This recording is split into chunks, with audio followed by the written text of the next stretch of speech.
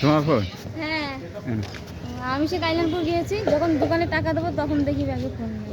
আমি পেছনে সিটে বসেছিলাম, আমি ওই সামনে লাগিয়ে আবার এখান থেকে ঘুগনি খেলাম ওই কাছ থেকে খেয়ে, তারপরে আমি আবার সেই বাড়ির কাছে চলে যেতাম, 6-7 কিলোমিটার আবার আসতে হলো আমাকে রিটার্ন।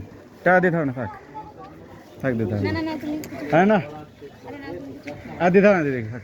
আমি সে বাচ্চা রেখে চলে আর এসেছি। থাকো, বাচ্চাকে খাই দেবে কিছু, থাকলে দিতে হবে না, দিতে হবে না বলছি, চল না। ভালো বলেই গিয়েছি। আর ও কী করবো ফোন নিয়ে, আমি ফালতু কোনো সেরকম দামে কিছু থাকতে পারে ফোনে, তাই না?